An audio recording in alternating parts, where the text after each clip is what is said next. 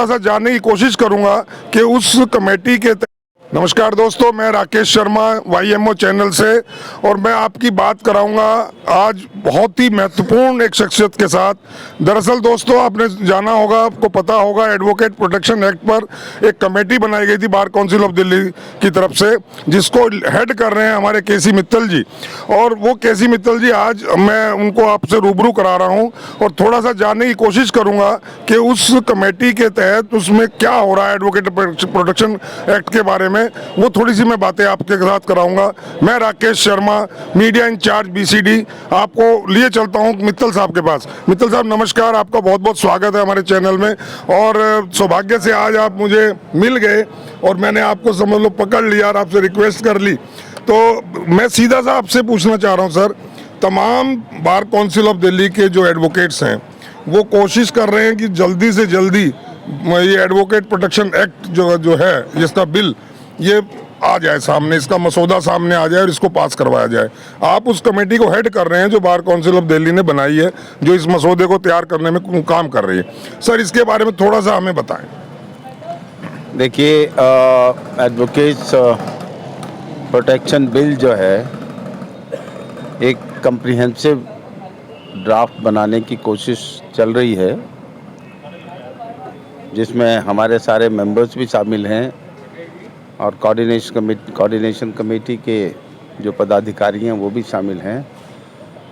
एक ड्राफ्ट हम लोगों ने बनाया है और क्योंकि जैसे मैंने कहा, एक कम्प्रिहेंसिव बिल बनाने की बात है, जिसमें कई तरह के मुद्दे उसमें हम शामिल करना चाहते हैं, जहां लॉयर्स के मुतल्लिक,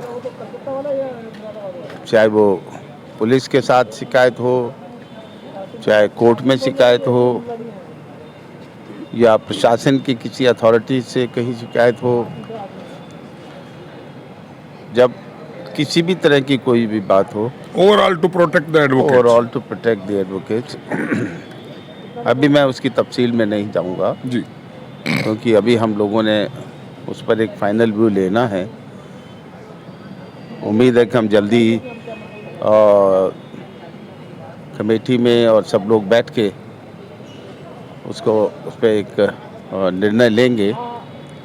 हमने अपनी तरफ से एक ड्राफ्ट बनाया है और जब तक कमेटी और सब लोग मिलकर उसको अप्रूव नहीं करते, तब तक मेरा उसके बारे में कुछ कहना मुनासिब नहीं होगा। काउंसिल ऑफ दिल्ली ने सजेशंस मांगे थे एडवोकेट से, अगर कोई भी सजेशन देना चाहता है तो कमेटी मेंबर्स को या आप तक वो सजेशन दे सकता है। ऐसे कोई सजेशंस नॉर्मल जनरल एडवोकेट्स की तरफ से आए हैं?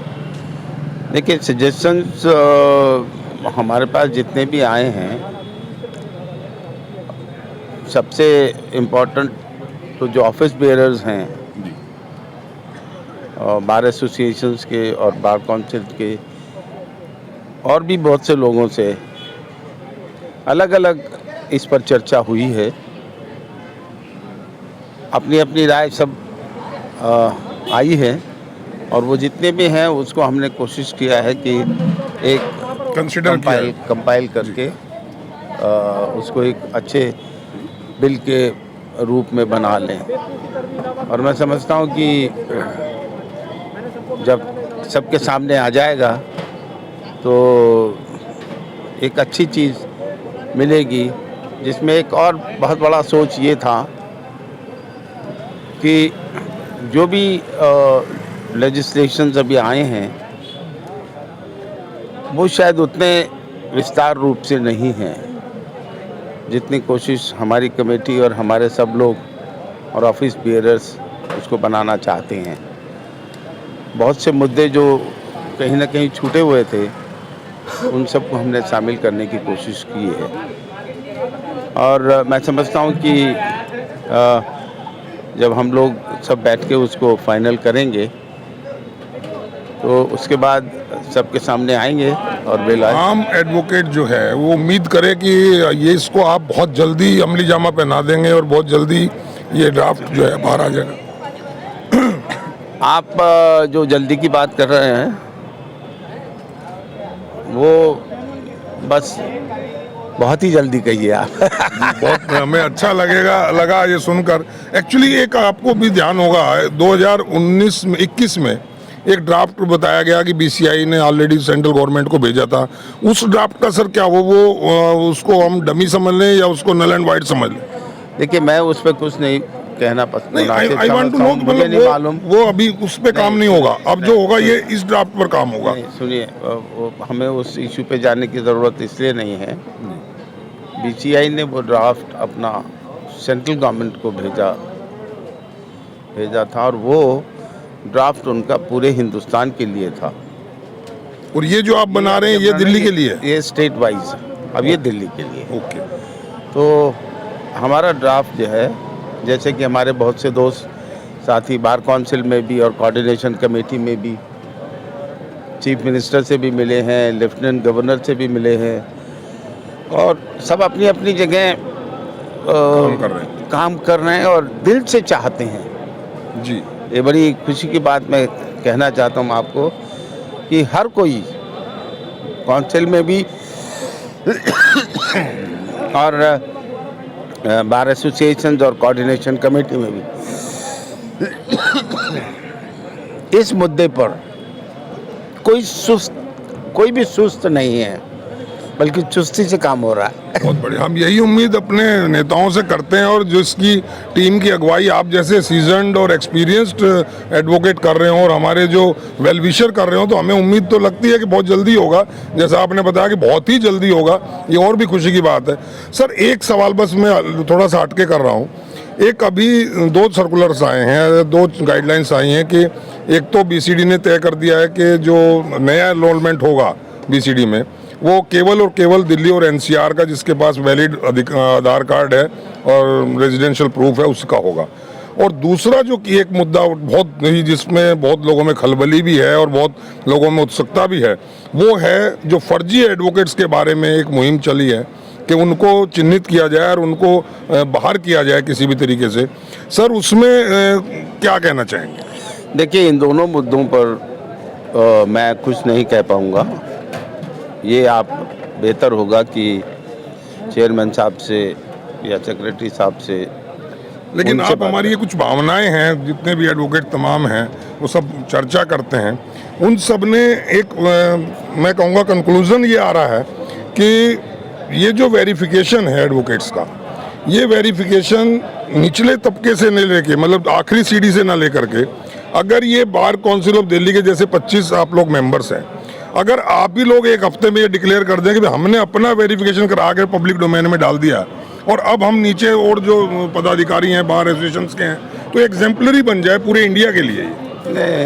ये आपका अपनी राय हो सकती है। जी जी, वकीलों की राय है, मेरी कुछ नहीं। उसमें जो भी है, media person only for conveying this. नहीं, ऐसा अभी तक हमारे सामने कुछ नहीं आया है जी।